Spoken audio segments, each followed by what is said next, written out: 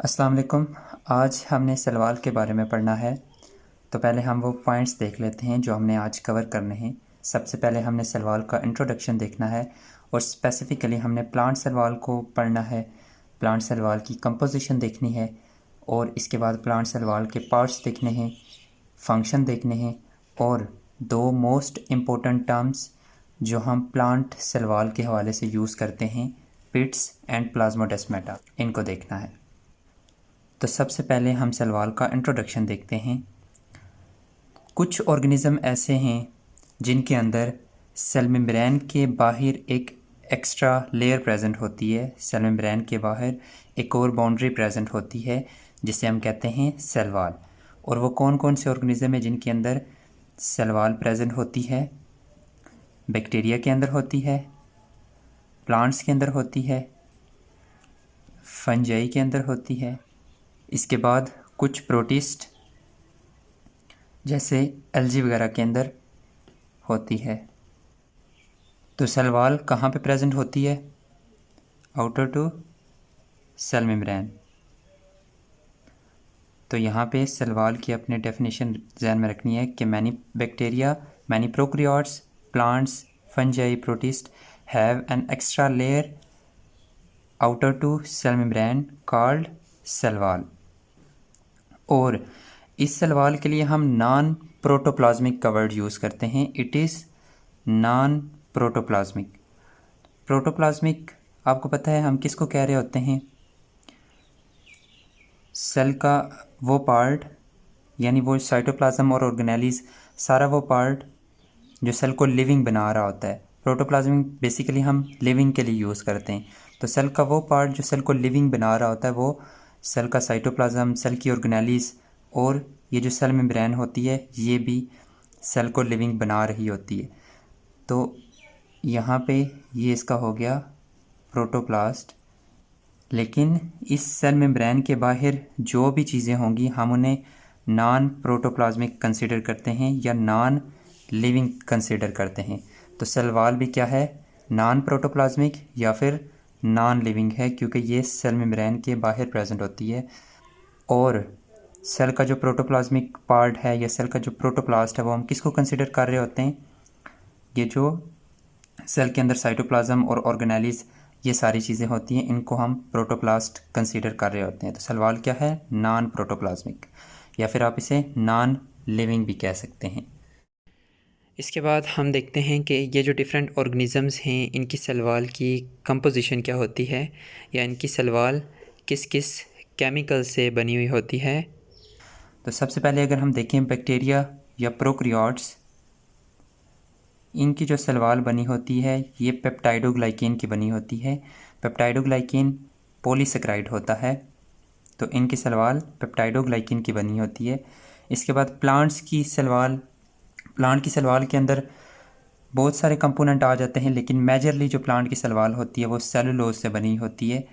इसके बाद उसी तरह से बैक्टीरिया की सेल वॉल भी मेजरली पेप्टाइडोग्लाइकेन की बनी होती है। और फंजाई की सेल वॉल किससे बनी होती है? काइटन। काइटन क्या है? एक पॉलीसेकेराइड है। इसके बाद जो प्रोटिस्ट होते हैं उनकी सेल वॉल भी मेनली सेलुलोज की बनी होती है। इस प्रोटिस्ट के अंदर डिफरेंट ग्रुप्स आ जाते हैं, डिफरेंट एल्गी आ जाते हैं, तो उनकी सेल वॉल की कंपोजिशन वेरी करती है। कुछ की सेल वॉल के अंदर सेलुलोज के साथ सिलिका प्रेजेंट होता है, कुछ के अंदर लिग्निन प्रेजेंट होता है। तो इस तरह से इनके अंदर, प्रोटिस्ट के अंदर जो सेल वॉल होती है वो सेल वॉल की कंपोजिशन वेरी करती है। तो अभी अगर हम प्लांट सेल वॉल को डिस्कस करें तो प्लांट सेल वॉल उसी तरह से नॉन प्रोटोप्लाज्मिक सबसे पहली चीज़, और दूसरी चीज़ जो यहाँ पे आपने ध्यान में रखनी है कि प्लांट सेल वॉल को हम एक और सेंस में भी नॉन लिविंग कह रहे होते हैं। वो ये है कि जो प्लांट की सेल वॉल होती है वो एक्टिवली डिफरेंट मैकेनिज़्म में इन्वॉल्व नहीं होती। जैसे सेल मेम्ब्रेन डिफरेंट मैकेनिज़्म में एक्टिवली इन्वॉल्व होती है, उस तरह से cell wall actively different mechanisms में इन्वॉल्व नहीं होती। लेकिन फिर भी सेल वॉल के फंक्शंस बहुत हैं प्लांट्स के अंदर, तो इस वजह से भी हम उसे नॉन लिविंग कंसिडर कर रहे होते हैं। तो पीछे हम देख चुके हैं कि सेल वॉल को हम नॉन लिविंग या नॉन प्रोटोप्लाज्मिक क्यों कह रहे होते हैं, कि एनीथिंग जो सेल मेम्ब्रेन के बाहर कोई भी चीज़ है कोई भी कंपोनेंट है, एक्स्ट्रा सेलुलर मटेरियल है, उसको हम नॉन लिविंग ही कंसीडर कर रहे होते हैं। इसके बाद हम प्लांट सेल वॉल की कंपोजिशन देखते हैं। तो अगर हम प्लांट सेल वॉल की कंपोजिशन देखें तो इसके अंदर डिफरेंट कंपोनेंट्स प्रेजेंट होते हैं, या डिफरेंट कंपाउंड्स प्रेजेंट होते हैं। इसके डिफरेंट क्या हैं कंपोनेंट्स, और इन कंपोनेंट्स या इन केमिकल्स की जो परसेंटेज है वो सेल टू सेल वेरी करती है। यानी अब सारे के सारे सेल्स के अंदर ये जो हम कंपोनेंट्स पढ़ेंगे इनकी परसेंटेज सेम नहीं होती। कुछ के अंदर सेलुलोज ज़्यादा होता है, सेलुलोज तो ज़्यादातर हर सेल वॉल के अंदर ज़्यादा होता है। इसके बाद हेमी सेलुलोज, आगे जितने भी हम पढ़ेंगे उनकी जो परसेंटेज है वो वेरी करती है। कुछ सेल्स के अंदर इनकी परसेंटेज ज़्यादा होती है, कुछ सेल्स के अंदर इनकी परसेंटेज, कुछ सेल्स की सेल वॉल के अंदर इनकी परसेंटेज ज़्यादा होती है और कुछ सेल्स की सेल वॉल के अंदर इनकी परसेंटेज कम होती है। इसके बाद इस सेल वॉल की कंपोजिशन प्लांट टू प्लांट भी वेरी करती है। कंपोनेंट यही होते हैं, लेकिन इन कंपोनेंट्स की जो परसेंटेज है वो भी प्लांट टू प्लांट क्या करती है, वेरी करती है। तो ये चीज़ आपने ध्यान में रखनी है। तो यहाँ पे सबसे पहली चीज़ कि प्लांट सेल वॉल की कंपोजिशन में आ जाता है सेलुलोज मेनली, जिसकी परसेंटेज सबसे ज़्यादा होती है वो होता है सेलुलोज। सेलुलोज एक पॉलीसेकेराइड है।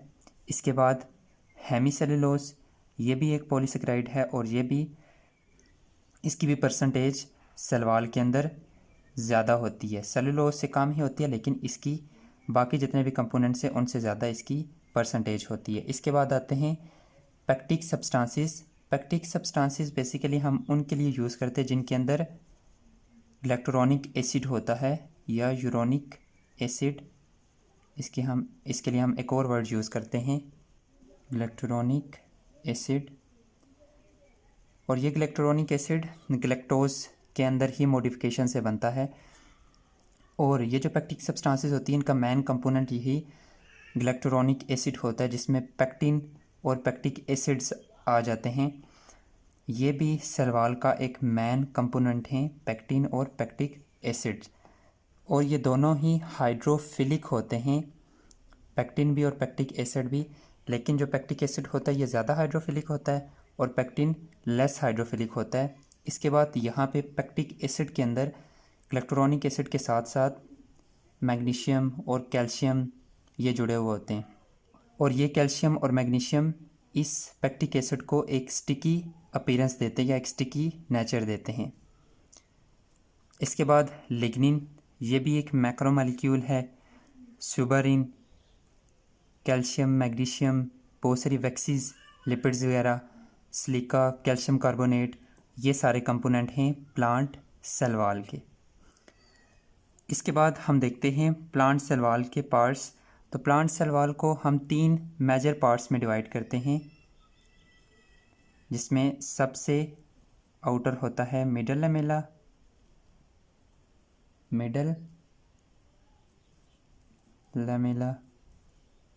इसके बाद आता है प्राइमरी सेल वॉल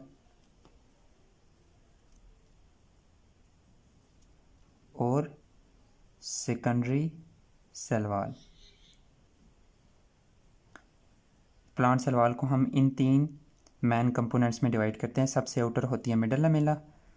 अगर ये प्लांट का सेल है तो इसके अंदर सबसे जो आउटर होती है वो कौन सी होती है, मिडल लैमेला। मिडल लैमेला वो कंपोनेंट होता है जो एक प्लांट सेल को दूसरे प्लांट सेल के साथ कनेक्ट करता है। इसके बाद मिडल लैमेला के अंदर होती है प्राइमरी सेल वॉल, ये middle lamella primary cell wall, और सबसे अंदर होती है सेकेंडरी सेल वॉल अगर प्रेजेंट होगी तो कुछ सेल्स ऐसे भी होते हैं जिनके अंदर सेकेंडरी सेल वॉल नहीं होती, तो हम आगे डिस्कस भी करेंगे जब हम इन तीनों कंपोनेंट्स को डिटेल में डिस्कस करेंगे। तो मिडल लैमेला सबसे आउटर, उसके बाद प्राइमरी सेल वॉल और सबसे अंदर सेकेंडरी सेल वॉल प्रेजेंट होती है। तो हम इन 3 पार्ट्स को डिटेल से डिस्कस करते हैं।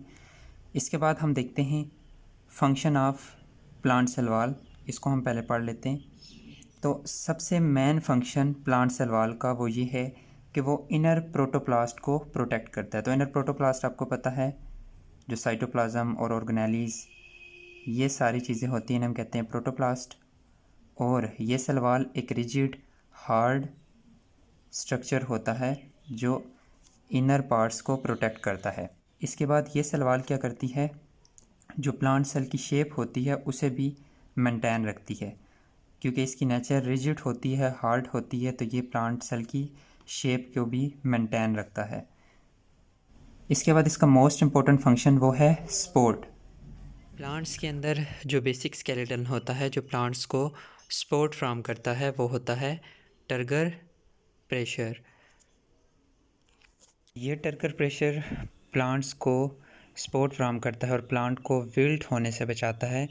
इसके अलावा जो सेल वॉल है वो भी, उसका भी सपोर्ट में बड़ा इंपॉर्टेंट रोल होता है।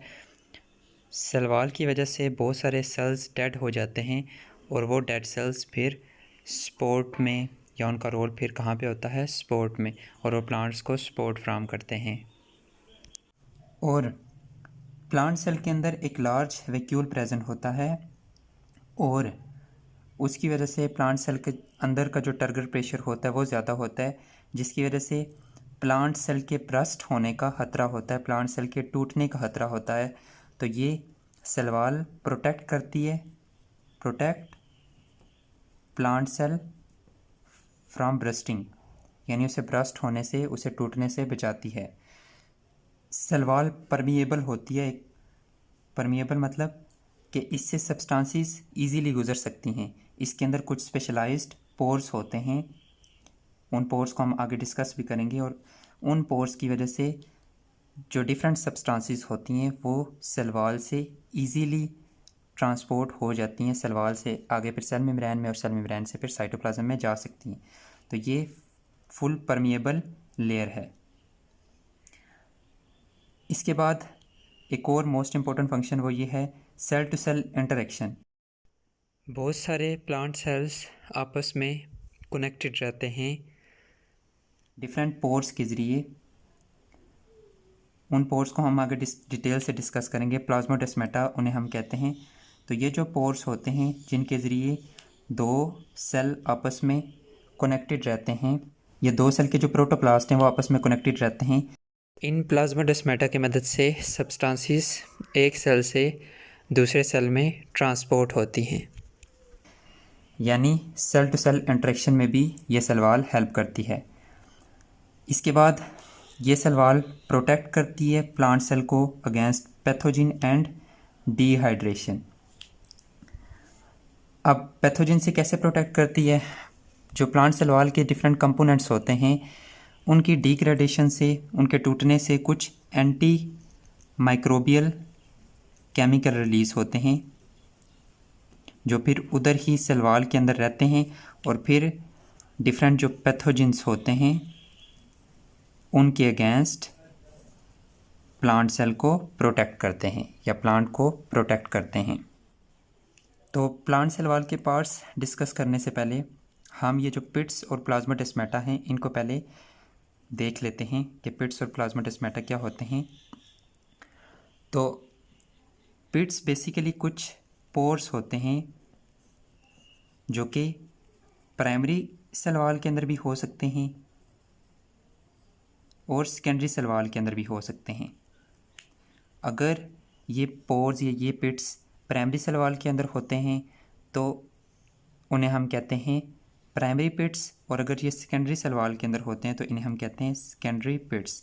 और इनका मेन काम ट्रांसपोर्ट का होता है, यानी ये जो पोर्स होते हैं इनकी वजह से जो एक्स्ट्रा सेलुलर मटेरियल होता है जो सेल्स की या जो सेल्स के अराउंड स्पेसिस प्रेजेंट होती हैं, ये जो स्पेसिस होती हैं जिन्हें हम कहते हैं इंट्रा सेलुलर स्पेसिस।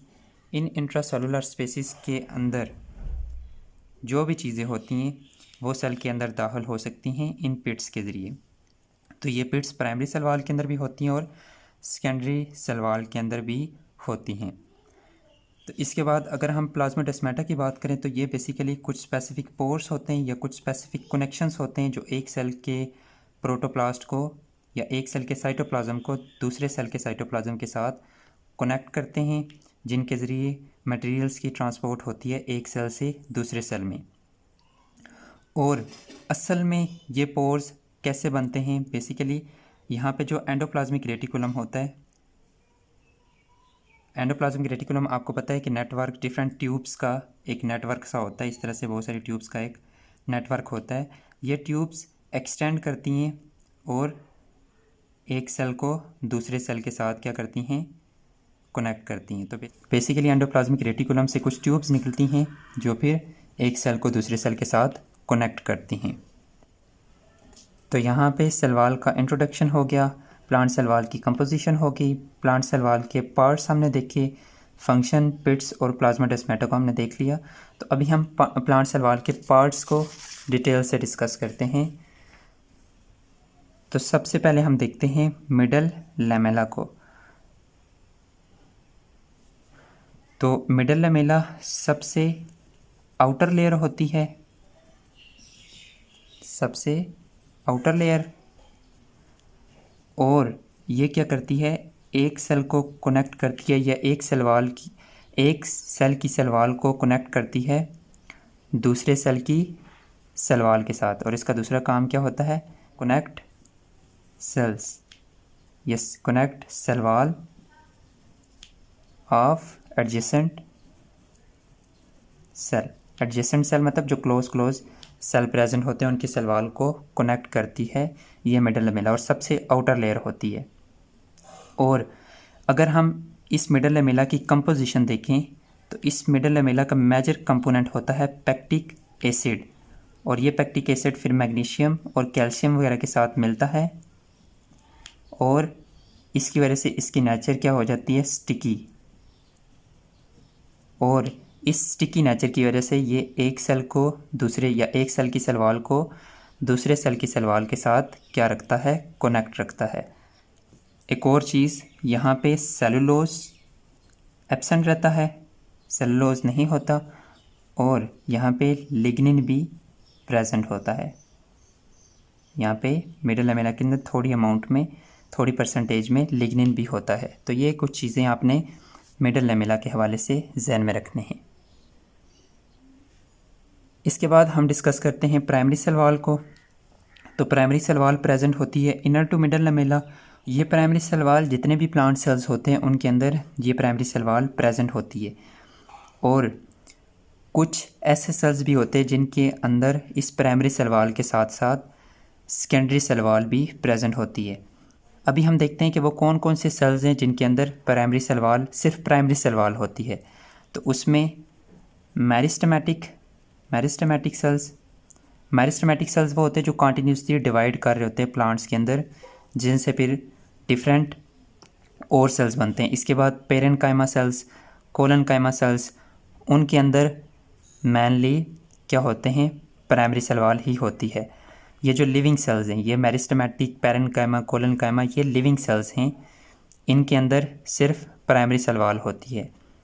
बाकी कुछ सेल्स होते हैं जैसे स्क्लेरेन्काइमा, वो डेड सेल्स होते हैं, उनके अंदर कौन सी सेल वॉल होती है, प्राइमरी सेल वॉल के साथ साथ सेकेंडरी सेल वॉल भी होती है।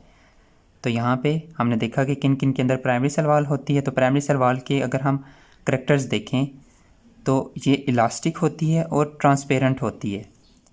इसकी इलास्टिक नेचर की वजह से ये प्लांट सेल को हेल्प करती है ग्रो करने में और डिवाइड करने में। और इस सेल वॉल की, प्राइमरी सेल वॉल की ग्रोथ सेल की ग्रोथ के साथ ही होती है, यानी जो सेल ग्रो करता है, साइज़ में बढ़ता है, तो प्राइमरी सेल वॉल भी ग्रो करती है, इसका भी साइज़ इंक्रीज़ होता है। और इसकी ट्रांसपेरेंट नेचर की वजह से लाइट इससे पास हो सकती है, जो फिर फोटोसिंथेसिस वगैरह में हेल्प करती है। इसके बाद यहाँ पे एक और चीज़ कि ये जो प्राइमरी सेल वॉल होती है, जब सेल डिवाइड करते हैं या जब कोई नया सेल बनता है, सेल के डिवाइड करने से एक नया सेल बनता है, तो उनके अराउंड जो फर्स्ट ट्रू सेल वॉल बनती है वो प्राइमरी सेल वॉल होती है। वैसे मिडल लैमेला बनती है, लेकिन उसको हम ट्रू सेल वॉल कंसीडर नहीं करते। जो ट्रू सेल वॉल होती है सेल के अराउंड पहले बनती है, वो कौन सी होती है, प्राइमरी सेल वॉल। तो it is first true wall around newly growing cell. तो ये भी इसका पॉइंट आपने ध्यान में रखना है। और ये एक्सपेंड कर सकती है, ये इलास्टिक होती है, इस वजह से ये सेल को ग्रोथ में या डिवाइड करने में हेल्प करती है। इसके बाद अगर हम प्राइमरी सेल वॉल की कंपोजिशन देखें तो यहाँ पे मेन कंपोनेंट सेलुलोज होता है। सेलुलोज के बंडल्स प्रेजेंट होते हैं। ये सेलुलोज की इस तरह से बंडल्स प्रेजेंट होते हैं और ये बंडल्स क्रिस क्रॉस, इनकी अरेंजमेंट क्या होती है, क्रिस क्रॉस। यानी कुछ सेलुलोज के जो बंडल्स हैं वो इस तरह से लीनियर फैशन में पड़े हुए होते हैं और दूसरे सेलुलोज के बंडल्स इन्हीं के ऊपर क्रॉस फॉर्म में अरेंज होते हैं या इन्हीं के ऊपर क्रॉस फॉर्म में पड़े हुए होते हैं और एक नेटवर्क की तरह का स्ट्रक्चर बनता है जिसे हम कहते हैं क्रिस क्रॉस अरेंजमेंट। और इस सेलुलोज के साथ साथ यहाँ पे हेमी सेलुलोज भी अटैच रहता है और यहाँ पे पेक्टिन भी प्रेजेंट रहता है और यहाँ पे लिग्निन की जो अमाउंट होती है वो कम होती है as compare to secondary cell wall. इसके बाद ये primary cell wall less thick होती है। तो यहाँ पे हमने प्राइमरी सेल वॉल की कौन कौन से प्रॉपर्टीज़ पढ़ी। सबसे पहली कि इलास्टिक होती है, ट्रांसपेरेंट होती है और ये फर्स्ट ट्रू वॉल होती है अराउंड न्यूली ग्रोइंग सेल। इसके बाद ये मेनली प्रेजेंट होती है मेरिस्टेमेटिक और लिविंग सेल्स के अंदर और ये एक्सपेंड कर सकती है और सेल को ग्रोथ और डिवाइड करने में हेल्प करती है इसका मेन कंपोनेंट सेलुलोज होता है, हेमी सेलुलोज, पेक्टिन और लिग्निन, ये इसके मेन कंपोनेंट हैं या ये इसकी कंपोजिशन में आते हैं। इसके बाद सेकेंडरी सेल वॉल ये प्रेजेंट होती है inner to primary cell wall और ये जिन सेल्स के अंदर होती है वो होते हैं डेड सेल्स। ये डेड सेल्स यानी ये इतनी रिजिड होती है, इसकी वजह से सेल्स क्या हो जाते हैं, डेड हो जाते हैं और इन डेड सेल्स के अंदर मेनली स्क्लेरेन्काइमा आ जाते हैं। उनके अंदर सेकेंडरी सेल वॉल होती है inner to primary cell wall और ये secondary cell wall highly thick होती है और इसके बाद ये इन इलास्टिक होती है। प्राइमरी सेल वॉल इलास्टिक होती है और ये इन इलास्टिक होती है और इसकी इस इन इलास्टिक नेचर की वजह से ये प्लांट सेल को ग्रो नहीं होने देती। इसकी इन इलास्टिक नेचर की वजह से और इसकी रिजिड स्ट्रक्चर की वजह से ये प्लांट सेल को ग्रो नहीं करने देती। तो यहाँ पे इम्पोर्टेंट चीज़ ये कि जो प्राइमरी सेल वॉल है उसकी ग्रोथ कब स्टॉप होती है, जब सेल अपने मैक्सिमम साइज़ पे पहुँच जाता है। इसकी ग्रोथ स्टॉप होती है जब सेल अपने मैक्सिमम साइज़ में पहुँच जाता है और उसके बाद किसकी ग्रोथ स्टार्ट होती है, कौन बनना स्टार्ट होती है, सेकेंडरी सेल वॉल। जब सेल अपने मैक्सिमम साइज़ पे पहुँच जाता है उसके बाद सेकेंडरी सेल वॉल बनना स्टार्ट होती है और इसके बनने के बाद प्लांट सेल फर्दर ग्रो नहीं करता और ये ग्रोथ अलाउ नहीं करती। इसके बाद अगर हम सेकेंडरी सेल वॉल की कंपोजिशन देखें तो यहाँ पे भी मेनली सेलुलोज होता है, उसी तरह से क्रिस क्रॉस फॉर्म में अरेंज होता है हेमी सेलुलोज। इसके बाद यहाँ पे लिग्निन की जो अमाउंट होती है वो बहुत ज़्यादा होती है और इस लिग्निन की वजह से इस सेकेंडरी सेल वॉल की जो थिकनेस होती है वो ज़्यादा होती है या इस लिग्निन की वजह से ये सेकेंडरी सेल वॉल हार्ड होती है। इसके बाद बहुत सारे इनऑर्गेनिक सॉल्ट्स, कैल्शियम कार्बोनेट्स वगैरह यहाँ पे होते हैं। इसके बाद वैक्सीज, लिपिड्स वगैरह, पेक्टिन, इसके बाद सुबरिन, क्यूटिन, ये सारे कंपोनेंट इस सेल वॉल के अंदर होते हैं, सेकेंडरी सेल वॉल के अंदर होते हैं जो इसे रिजिड और हार्ड बनाते हैं। तो ये हो गया primary cell wall, middle lamella और सेकेंडरी सेल वॉल, ये इनकी प्रॉपर्टीज़ आपने ध्यान में रखनी है। और यहाँ पे एक और चीज़ कि ये जो सेलुलोज के बंडल्स होते हैं इन्हें हम कहते हैं माइक्रोफिब्रल्स और ये माइक्रोफिब्रल्स क्रिस क्रॉस फॉर्म में अरेंज होते हैं इन दोनों के अंदर, प्राइमरी सेल वॉल के अंदर भी और सेकेंडरी सेल वॉल के अंदर भी।